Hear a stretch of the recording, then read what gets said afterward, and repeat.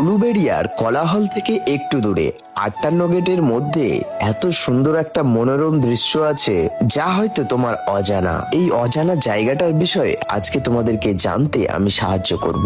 এটা কোনো রিসোর্ট বা পার্ক নয়, এটা হলো একটা অনাথ আশ্রম যার ফাউন্ডার একজন বিদেশি ভদ্রলোকের নাম ব্রাদার গ্যাস্টন দয়ানন্দ। এই আশ্রমের একটা ইন্টারেস্টিং ব্যাপার কি জানো, বাইরের জগৎ থেকে একদম ভিন্ন, কোনো জাতিভেদ বা বিবাদ কিছুই নেই, শুধুমাত্র সবুজ নির্মল প্রকৃতির শান্তি আর শান্তি। এখানে মন্দির, মসজিদ বা গির্জা আলাদাভাবে কোনো ডিভাইড করা নেই। এই যে ঘরটা দেখতে পাচ্ছ, এই ঘরে সকল ধর্মের মানুষ একসঙ্গে প্রে করে। এটা কোনো পার্ক না হলেও কোনো পার্কের থেকে কোনো অংশে কম নয়। সুন্দর প্রকৃতির সঙ্গে সুন্দর নদীরও উপভোগ করতে পারবে। পুরো আশ্রমটা তুমি যদি ভালো করে ঘুরে দেখতে চাও তাহলে তোমার এক বেলাও কম পড়ে যাবে।